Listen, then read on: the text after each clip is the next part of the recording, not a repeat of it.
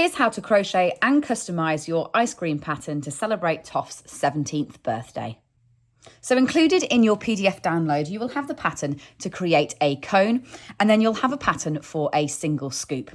And then on top of that, you'll also have a whole page of toppings such as marshmallows, sprinkles, splodges of sauce, so that you can go ahead and you can customise your ice cream however you wish. This is chocolate buttons. There's also crunchy nuts there that you can add on, a full chocolate spiral that goes right the way down, and you can decide how to customise them in order to make your ice cream of choice this summer.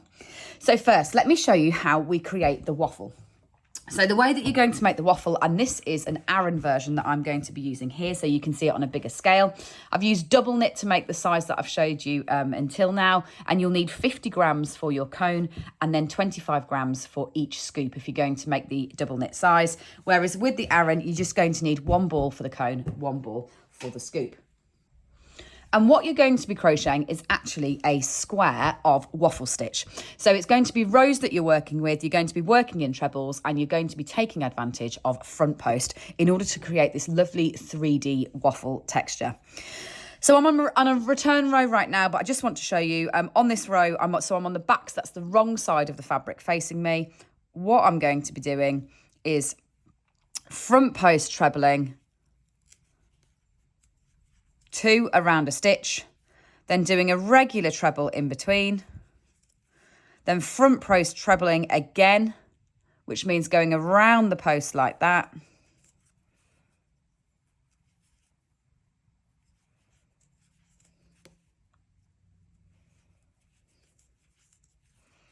you turn when you get to the end, and then you chain 2 up, and then you're going to return again on a row going back the other way. So when you're going round and you're picking up that front post, you need to go right round that post like that sits underneath.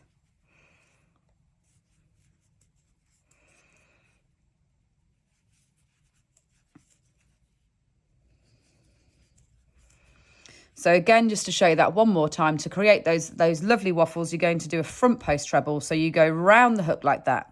You go in underneath and around that post, so that pillar that's coming up from the one below. Treble around that, and then you're going to be doing 2 trebles in between.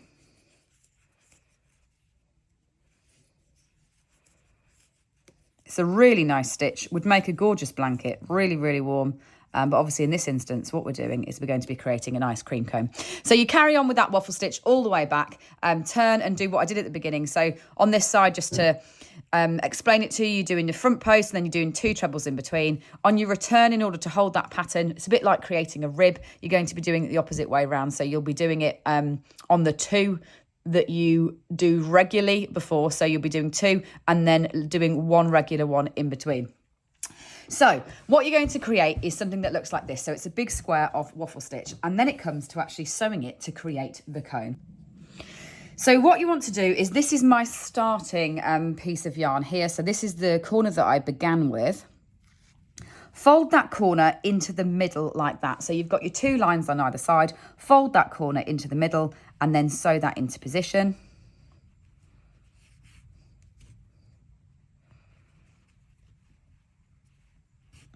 Like that. And then what you want to do with your finishing corner, and I've left a nice long piece of yarn on this because this is what we're going to use to actually wrap our cone up, is fold over your cone in half. So wrap it like this. Now it doesn't really matter which side of the cone you want to put on top of the other, but you'll probably find that one side is neater than the other. So I'm going to wrap with my corner that's on my right hand across the corner of my left hand. And you see how on this side I've got almost two repeats like that, a total one and then a half one there. I'm going to wrap this side over the top of 2 of those. So you've got a little bit of crossover like that when you sew it together. Then secure that like that at one end.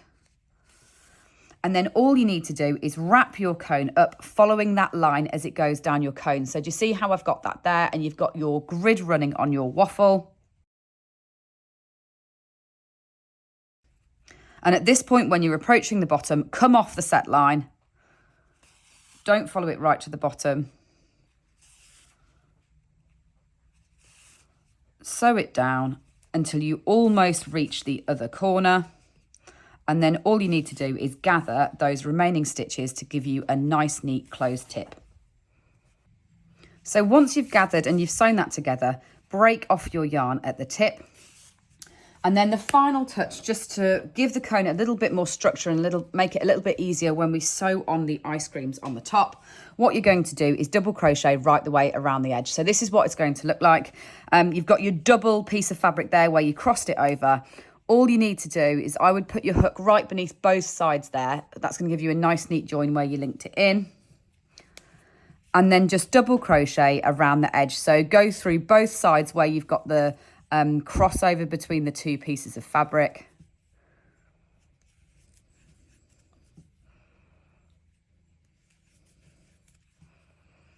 And double crochet right the way around the edge back to where you started.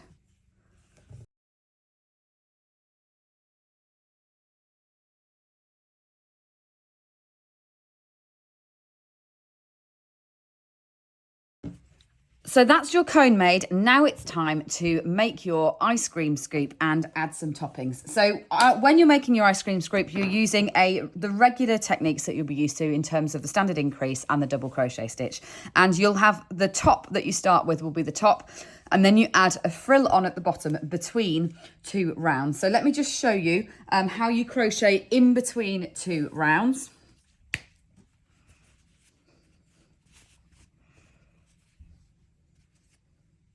So what you do is you're going to put your crochet hook in and the round that you want to put the frill on. So I've recommended between 15 and 16, and this will put it at the bottom of the scoop as you go down. And all you need to do is crochet around that round on the post between the stitches. Now, what I've said in the pattern is I've given you a short drip, a medium drip and a long drip, and that's just going to give you a different shaped edge. You could choose to add long drips on every single time in a regular pattern if you want to, but what I've done is just tried to make it less symmetrical. So you've got those little snippets of 6 stitches of pattern. You can add them in however you want to as you go around that edge.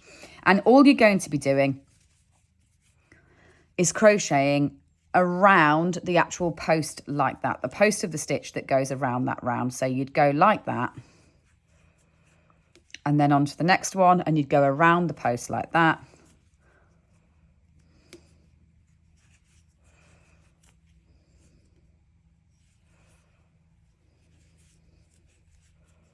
Now I am using Aran again here, so this is a big scale. Obviously when you're using a double knit, that's your sizing difference. This is Aran, the scale that I'm using now, and then this is the double knit here. So you go right the way around like that, adding your drip in on the edge of your ice cream. And then when you've finished it, it is time to stuff and sew it onto the cone. So when you're stuffing it, if you want it to be removable, so if you want people to be able to play with this, put them in, take them out, make different ice creams, then I would say make sure you put, I guess, a normal amount of stuffing in. So you want it to be 3D, you want the whole shape to be full. If you're doing one of these big stacked ones where you know that you want to sew it into place, sew it onto the cone as one thing, then don't put quite so much stuffing in, because what you're probably going to want to do certainly with the second and third, is retain this concave shape at the bottom, so that they'll slot on nicely on the one below.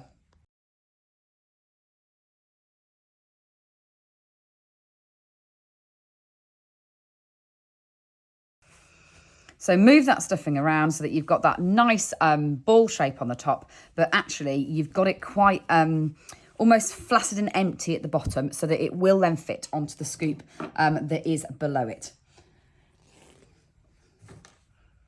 So gather those stitches in to finish that off.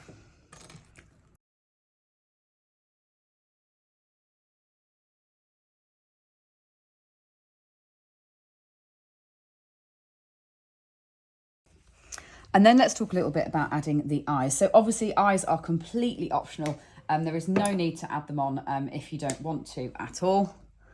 But just to give you a tip on exactly where I've put the eyes, because this time I have kept them really consistent, because that makes them look really cute when they do stack up on top of each other like that, is I've started the eyes off from the round where you put your frill in. I've counted 3 up, And then I've gone 3 up for an eye like that.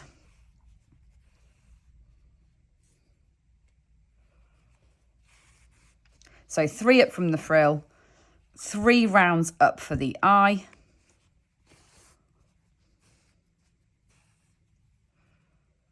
And then miss 7 stitches. 1, 2, 3, 4, 5, 6, 7 across that way.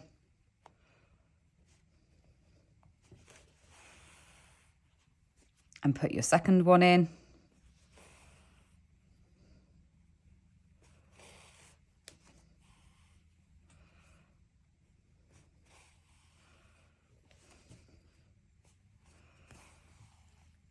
Then using your contrasting black,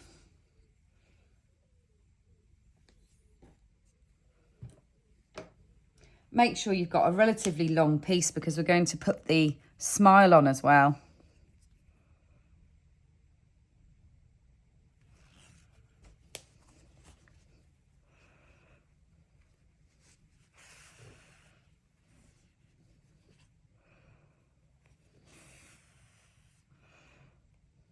When it comes to doing the smile then, I've put 1 pupil in place. What I'm going to do is come across and then down like that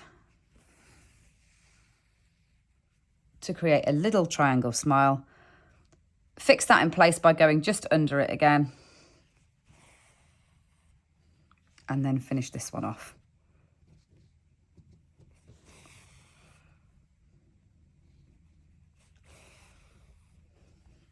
There we go.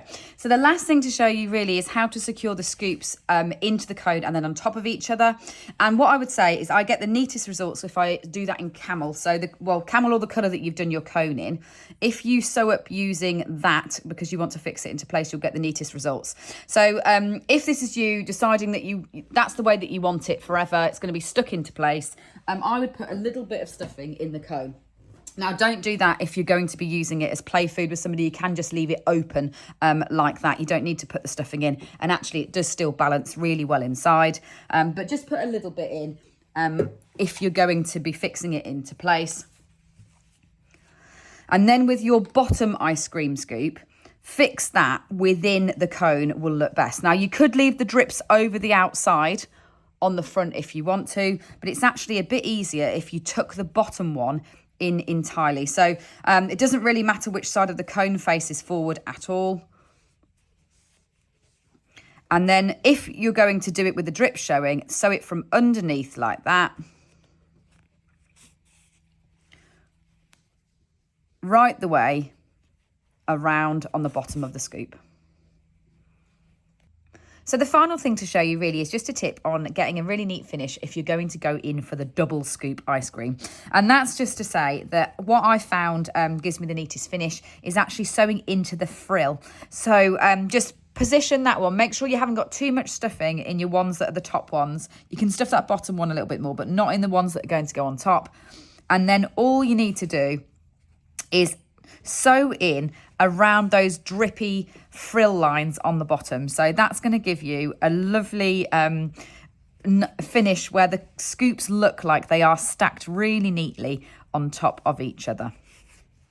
Then once you've got that in place, it's time for some fun with the toppings. I really hope that you enjoy this pattern. I hope that you make a few people smile with it, whether you're adding splodges or nuts or frills to your final ice creams. I hope you enjoy the mix and match element, and make sure you download that PDF because it won't be around forever. It's just around while our birthday sale lasts until the 17th of August.